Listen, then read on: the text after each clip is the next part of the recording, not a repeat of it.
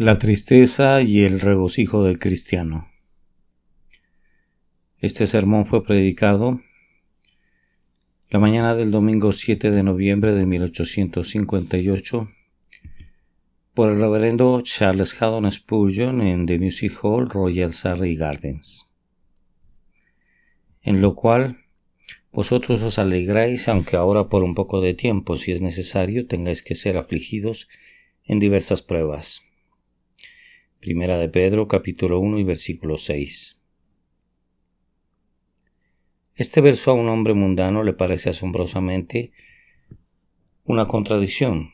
Incluso para un hombre cristiano, cuando lo entienda mejor, seguirá siendo una paradoja.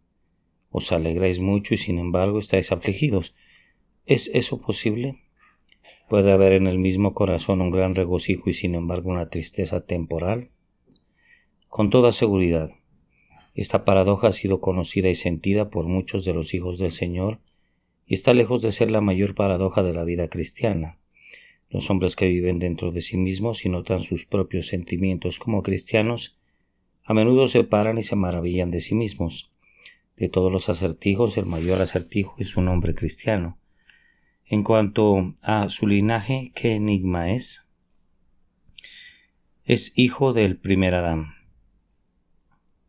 heredero de ira como los demás. Es un hijo del segundo Adán. Nació libre. Por lo tanto, ahora no hay ninguna condenación para él.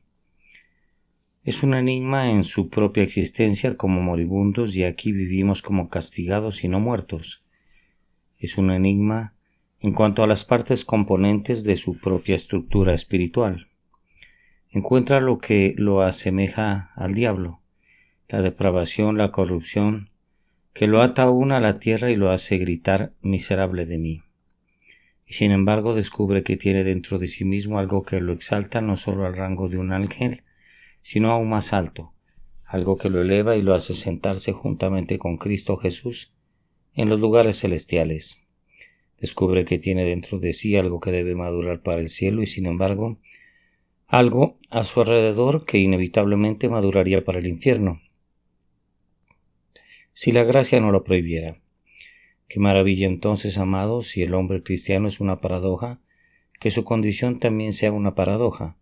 ¿Por qué maravillarse cuando ve una criatura corrompida y sin embargo purificada, mortal y sin embargo inmortal, caída pero sin embargo exaltada muy por encima de principados y potestades, pero al mismo tiempo con aflicción a través de muchas pruebas? Quisiera que en esta mañana mires primero que nada la aflicción del cristiano. Él está en la aflicción de muchas pruebas y luego, en el siguiente lugar, en el gran regocijo del cristiano. En primer lugar, su aflicción. Este es uno de los textos más desafortunados de la Biblia. Lo he escuchado citar 10,000 veces para mi propia comodidad, pero nunca lo entendí hasta hace 1 o 2 días. Al referirme a la mayoría de los comentarios de mi poder, no encuentro que tengan una idea correcta del significado de este texto. Notarás que tus amigos a menudo te dicen cuando estás en problemas. Es necesaria esta aflicción. Hay una necesidad, dicen ellos, de todas estas pruebas y problemas que les sobrevienen. Ese es un sentimiento muy correcto y bíblico, pero ese sentimiento no está en absoluto en el texto, y sin embargo cada vez que se cita ese texto en mis oídos, esto es lo que siempre se me dice, o lo que concibo que siempre se me dice que es el significado, que las grandes pruebas que nos sobrevienen, son necesarias para ellos, pero no lo dice aquí. Dice algo mejor, no solo que es necesario para nuestras pruebas, sino que es necesario para nuestra aflicción bajo la prueba. Ahora déjame mostrarte la diferencia. Hay un hombre de Dios lleno de fe, fuerte. Está a punto de hacer el trabajo de su maestro y lo hace. Dios está con él y le da un gran éxito. El enemigo comienza a calumniarlo. Toda clase de mal se habla contra él falsamente por causa de Cristo. Tú dices que hay una necesidad de eso, y tienes toda la razón, pero mira al hombre, que galantemente se comporta. Levanta la cabeza por encima de sus acusadores e inmóvil en medio de todos ellos, permanece como una roca en medio de una tempestad rugiente que nunca se ha movido de la base firme sobre la que descansa. El escenario cambia y en lugar de calamidad tal vez seas llamado a sufrir una persecución absoluta, como en los tiempos apostólicos. Imaginamos al hombre expulsado de casa y hogar, separado de todos sus parientes, obligado a vagar por las nieves sin senderos de las montañas. Y qué hombre tan valiente y poderoso parece ser cuando lo ves soportar todo esto. Su espíritu nunca se hunde. Todo esto puedo hacer, dice él, y en gran manera puedo regocijarme en ello por el nombre de Cristo, porque puedo practicar el texto que dice: gozaos en aquel día y alegraos. Y le dices a ese hombre que es necesario que lo persiga. Él dice: sí, lo sé, y no temo todo lo que tengo que soportar. No estoy intimidado por eso. Imaginemos por fin al hombre llevado ante la Inquisición y condenado a muerte.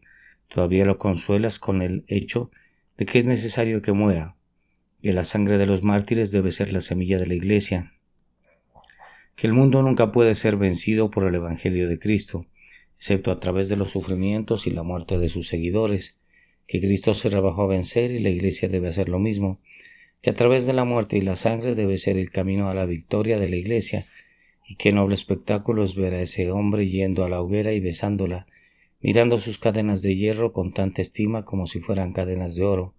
Ahora dile que es necesario todo esto. Y te agradecerá la promesa y admiras al hombre, te sorprendes de él. Pero hay otra clase de personas que no reciben tal honor como este. Hay otro tipo de cristianos para quienes esta promesa realmente estaba destinada y que no obtienen el consuelo de ella. Admiro al hombre que les he representado, que Dios guarde por mucho tiempo a tales hombres en medio de la Iglesia. Estimularía a todos a imitarlos.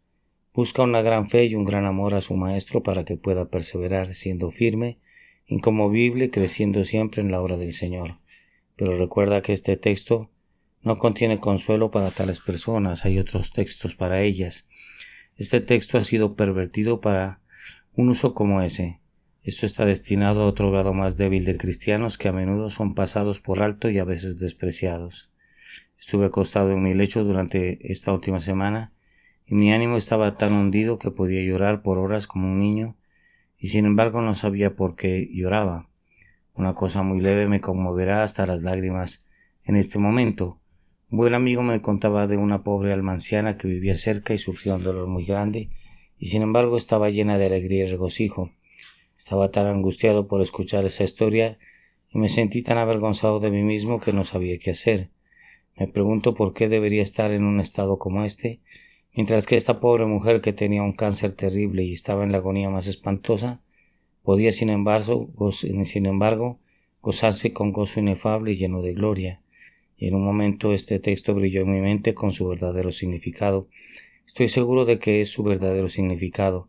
Léelo una y otra vez y verás que no me equivoco. Aunque ahora por un rato, si es necesario, estarás afligido. No dice, aunque ahora por un tiempo estés sufriendo dolor, aunque ahora por un tiempo seas pobre, pero estás en aflicción. Sus espíritus son arrebatados, estás hecho para llorar, no puedes soportar tu dolor. Eres llevado al mismísimo polvo de la muerte y deseas morir. Tu fe misma parece como si te fuera a fallar. Eso es lo que se necesita. Eso es lo que declara mi texto, que es absolutamente necesario, que a veces el cristiano no soporte sus sufrimientos con un corazón valiente y gozoso. Hay una necesidad de que a veces su espíritu se hunda dentro de él y que se vuelva como un niño pequeño herido bajo la mano de Dios. Amados, a veces hablamos de la vara, pero una cosa es ver la vara y otra es sentirla. Y muchas veces hemos dicho dentro de nosotros mismos: si no me sintiera tan desanimado como ahora, no me importaría esta aflicción. ¿Y qué es eso sino decir: si no sintiera la vara no me importaría? Así es como te sientes. Esa es, después de todo, la esencia y la médula de tu aflicción. Es ese quebrantamiento del espíritu, ese abatimiento del hombre fuerte lo que encona la llaga de la flagelación de Dios, los azotes que hieren, por el cual el alma se cura. Creo que esta idea ha sido suficiente para ser alimento para mí por muchos días, y puede haber algunos hijos de Dios aquí a quien pueda brindarle una pequeña porción de consuelo. Una vez más, nos detendremos en ello, aunque ahora por un poco de tiempo, si es necesario, tengáis que ser afligidos en diversas pruebas. Y aquí permítame por un momento o dos tratar de explicar por qué existe una necesidad absoluta no solo de pruebas y problemas, sino también de sentirnos afligidos por ellos. En primer lugar, si no estuviéramos afligidos durante nuestras tribulaciones, no seríamos como nuestra cabeza del pacto, Cristo Jesús. Es regla del reino que todos los miembros sean como la cabeza. Deben ser como la cabeza en aquel día en que Él aparecerá. Seremos como Él es, porque le veremos tal como Él es. Pero debemos ser como la cabeza también en su humillación, o de lo contrario no podemos ser como Él es en su gloria. Ahora observará que nuestro Señor y Salvador Jesucristo muy a menudo pasó por muchos problemas sin ninguna pesadumbre, cuando dijo: las zorras tienen madrigueras y las aves del cielo nidos, pero el Hijo del Hombre no tiene dónde recostar la cabeza. No observo aflicción. No creo que él suspiró por eso, y cuando tuvo sed, cuando se sentó junto al pozo y dijo: dame de beber, no hubo aflicción en toda su sed. Pero recordarás que por fin las olas del creciente dolor entraron en la vasija. Finalmente el Salvador mismo, aunque lleno de paciencia, se ve obligado a decir: mi alma está muy triste hasta la muerte. Y uno de los evangelistas nos dice que el Salvador comenzó a angustiarse en gran manera. ¿Qué significa eso sino que su espíritu comenzó a hundirse? Todavía hay un significado más terrible en el que no puedo entrar esta mañana, pero todavía puedo decir que el significado superficial de esto es que todos sus espíritus se hundieron dentro de él. Ya no tenía su coraje habitual, y aunque tenía la fuerza para decir: sin embargo, no se haga mi voluntad sino la tuya, la debilidad prevaleció y dijo: si es posible, pase de mí esta copa. El Salvador pasó por el arroyo, pero bebió del arroyo en el camino, y nosotros los que pasamos por el arroyo del sufrimiento, también debemos beber de él. Él tuvo que llevar la carga, no con sus hombros omnipotentes, sino con hombros que se doblaban a tierra bajo una carga. Y tú y yo no siempre debemos esperar una fe gigante que pueda mover montañas.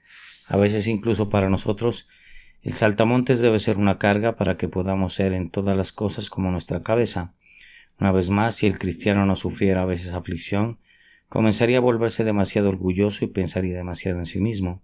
Se volvería demasiado grande en su propia estimación. Aquellos de nosotros que somos de espíritu elástico y que en nuestra salud estamos llenos de todo lo que pueda hacer la vida feliz, somos demasiado propensos a olvidar al Dios Altísimo, para que no nos satisfagamos de nosotros mismos y olvidemos que todos nuestros manantiales deben estar en Él. El Señor a veces parece socavar los manantiales de la vida, drenar el corazón de todos sus espíritus y dejarnos sin alma ni fuerza. Entonces es que descubrimos de qué estamos hechos y desde lo más profundo clamamos a Dios, humillados por nuestras adversidades.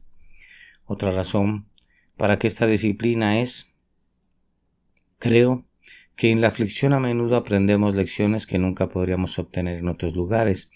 Sabes que Dios tiene bellezas para cada parte del mundo, y Él tiene bellezas para cada lugar de experiencia. Hay vistas que se pueden ver desde las cimas de los Alpes que nunca se pueden ver en otros lugares. Sí, pero hay bellezas para ser vistas en las profundidades del valle que nunca podrías ver en las cimas de las montañas. Hay glorias para ser vistas en Pisga, visiones maravillosas para ser contempladas cuando por fe nos paramos en Tabor, pero también hay bellezas para ser vistas en nuestros Getsemanís, y algunas flores maravillosamente dulces deben ser recogidas al borde de las guaridas de los leopardos. Los hombres nunca llegarán a ser grandes en divinidad hasta que sean grandes en sufrimiento. Ah, dijo Lutero, la aflicción es el mejor libro de mi biblioteca. Y déjame agregar, la mejor hoja del libro de la aflicción es la más negra de todas las hojas. La hoja llamada aflicción, cuando el espíritu se hunde dentro de nosotros y no podemos aguantar como quisiéramos. Y una vez más, esta aflicción es de uso esencial para un cristiano si quiere hacer el bien a los demás. Hay muchísimos cristianos a los que iba a decir que me gustaría ver afligidos, pero no diré tanto. Me gustaría verlos cargados de espíritu. Si fuera la voluntad del Señor que se doblegaran mucho, no expresaría una palabra de pesar, porque un poco más de simpatía les haría bien. Un poco más de poder para simpatizar sería un regalo precioso para ellos, y aunque se comprara con un corto viaje a través de un horno ardiente, no se arrepentirían al día siguiente en el que habían sido llamados a pasar por la llama. No hay nadie tan tierno como los que han sido desollados.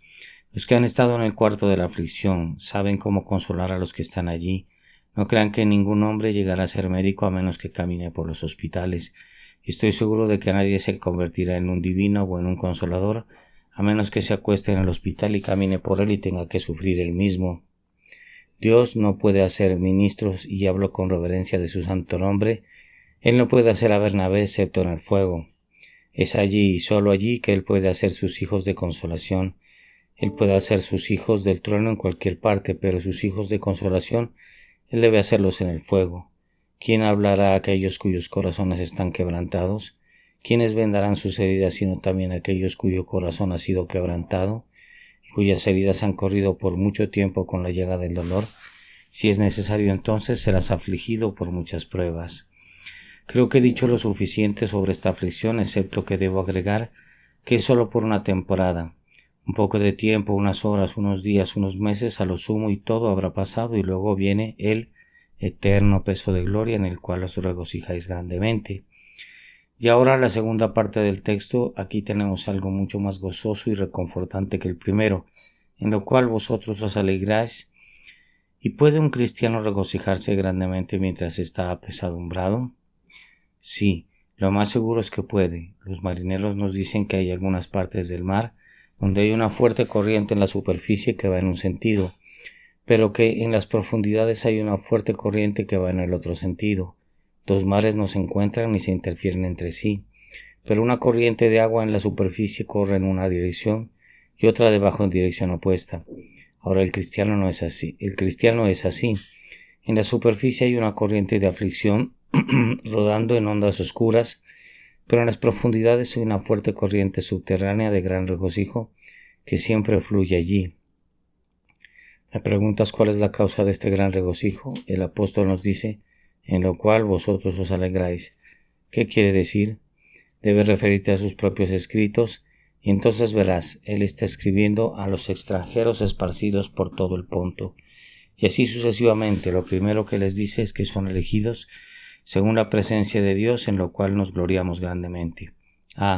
Incluso cuando el cristiano está más afligido en diversas pruebas, qué misericordia es que pueda saber que todavía es el elegido de Dios. Cualquier hombre que esté seguro de que Dios lo ha escogido desde antes de la fundación del mundo, bien puede decir, en lo cual nos regocijamos grandemente. Déjame estar acostado en una cama de enfermedad y simplemente deleitarme con ese pensamiento. Antes de que Dios nos hiciera los cielos y la tierra y pusiera las columnas del firmamento en sus órbitas de oro, Él puso su amor en mí sobre el pecho del gran sumo sacerdote. Él escribió mi nombre y en su libro eterno permanece, para nunca ser borrado, elegido según la presencia de Dios. Bueno, esto puede hacer que el alma de un hombre salte dentro de él y toda la aflicción que las enfermedades de la carne puedan poner sobre él sean como nada, porque esta tremenda corriente de su gozo desbordante barrerá el dique del molino de su dolor, derribando y saltando todos los obstáculos, inundará todas sus penas hasta que sean ahogadas y cubiertas y no se mencionarán más, en lo cual nos regocijamos grandemente. Vamos, cristiano, estás deprimido y abatido. Piensa por un momento, eres elegido de Dios y precioso. Deja que la campana de la elección suene en tu oído, esa antigua campana de día de reposo del pacto, y deja que tu nombre se escuche en sus notas y diga: te lo ruego. ¿No te alegra mucho esto? Aunque ahora por un tiempo, si es necesario, estés afligido por muchas pruebas. Nuevamente verás otra razón. El apóstol dice que somos elegidos por la santificación del Espíritu para obedecer y ser rociados con la sangre de Jesucristo, en lo cual nos gloriamos grandemente. Es la obediencia del Señor Jesucristo ceñida alrededor de mis lomos para ser mi hermosura y mi vestidura gloriosa, y la sangre de Jesús es rociada sobre mí para quitar toda mi culpa y todo mi pecado, y no me regocijaré grandemente en esto. ¿Qué habrá en todas las depresiones de los espíritus que posiblemente me sobrevengan? Que me hagan romper mi arpa, aunque por un momento la cuelgue de los sauces. No espero que una vez más mis canciones suban al cielo. Incluso ahora, a través de la densa oscuridad, no aparecen las chispas de mi gozo.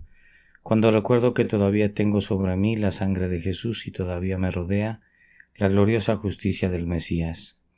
pero el gran y alentador consuelo del apóstol es que somos elegidos para una herencia incorruptible, incontaminada e inmarcesible, reservada en los cielos. Y aquí, hermanos, está el gran consuelo del cristiano. Cuando el Hijo de Dios está afligido y muy deprimido, la dulce esperanza de que viviendo o muriendo hay una herencia incorruptible reservada en el cielo para él, puede en verdad hacer que se regocije en gran manera. Se está acercando a las puertas de la muerte y su espíritu está pesadumbrado. Tiene que dejar atrás a toda su familia y todo lo que la vida le depara. Su enfermedad le trae naturalmente una depresión de espíritu, pero te sientas junto a su cama y empiezas a hablar de dulces campos más allá de las crecientes inundaciones, arreglados en un verde vivo. Le hablas de Canaán al otro lado del Jordán, de la tierra que emana leche y miel, del Cordero en medio del trono y de todas las glorias que Dios ha preparado para los que le aman. Y ves sus ojos opacos y plomizos iluminarse con un brillo seráfico. Se sacude su aflicción y comienza a cantar. Sobre las orillas tempestuosas del Jordán me paro y miro con deseo a la hermosa y feliz tierra de Canaán, donde yacen mis posesiones. Esto lo hace muy feliz. Y si a eso le agregas que posiblemente antes de que haya pasado a las puertas de la muerte puede aparecer su Maestro, si le dices que el Señor Jesucristo viene en las nubes del cielo, que aunque no le hemos visto creyendo en Él nos gloriamos con gozo inefable y glorioso esperando la segunda venida, si tienes la gracia de creer en esa doctrina sublime, estará listo para batir palmas sobre su lecho de cansancio y clamar: sí, Señor Jesús, ven pronto, ven rápido. Y al llegar al final noto que hay una doctrina más que siempre animará a un cristiano. Y creo que esta es quizás la principal intención aquí en el texto. Mire al final del versículo 16. Reservado en los cielos para ustedes que son guardados por el poder de Dios mediante la fe para salvación. Este tal vez era uno de los mayores cordiales para un cristiano en aflicción, que no se guarda por su propio poder, sino por el poder de Dios, que no queda a su cuidado, sino que es guardado por el Altísimo. ¿Qué deberíamos hacer tú y yo en el día en que las tinieblas rodeen nuestra fe, si tuviéramos que guardarnos? Nunca podré entender lo que hace un arminiano cuando cae en la enfermedad, el dolor y la aflicción. No sé de qué pozo saca su consuelo, pero sé de dónde sacó el mío. Es esto: cuando la carne y el corazón desfallecen, Dios es la fortaleza de mi vida y mi porción para siempre. Yo sé a quién he creído y estoy seguro de que es poderoso para guardar mi depósito para aquel día. Pero quita esa doctrina de que el Salvador guarda a su pueblo y ¿dónde está mi esperanza? ¿Qué hay en el Evangelio que valga la pena y que yo predique? ¿O que valga la pena que tú lo recibas? Sé que Él ha dicho: yo doy a mis ovejas vida eterna y no perecerán jamás, ni nadie las arrebatará de mi mano. Pero Señor, supongamos que se desmayan, que comiencen a murmurar en su aflicción, ¿no perecerán entonces? No, nunca perecerán. Pero supongamos que el dolor se vuelve tan intenso que su fe falla, ¿no perecerán entonces? No, no perecerán, ni nadie las arrebatará de mi mano. Pero supongamos que su sentido parece desviarse y algunos tratan de desviarnos de la fe, ¿no se pervertirán? No, no perecerán jamás. Pero supongamos que en algún momento de su situación extrema, el invierno y el mundo y sus propios temores lo acosaran y no tuvieran poder para mantenerse en pie, ningún poder para resistir los feroces ataques del enemigo, ¿no perecería entonces? ¿No son guardados por el poder de Dios mediante la fe para salvación, listos para ser revelados y no perecerán jamás, ni nadie los arrebatará de mi mano?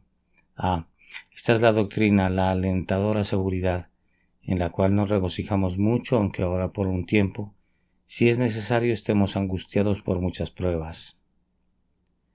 Una palabra antes de que te despida. Hay algunos de ustedes aquí a quienes este precioso pasaje no tiene nada que decir. Nuestra aflicción, oh mundano, nuestra aflicción es solo por un tiempo. Tu aflicción está por venir y será una aflicción intolerable, porque irremediablemente eterna. Nuestras pruebas, aunque son múltiples, son aflicciones leves y momentáneas, y obtienen en nosotros un cada vez más excelente y eterno peso de gloria. Pero vuestros gozos que ahora tenéis son evanescentes como una burbuja, y están desvaneciéndose y os están produciendo un peso de miseria mucho más grande y eterno. Te lo suplico, mira este asunto.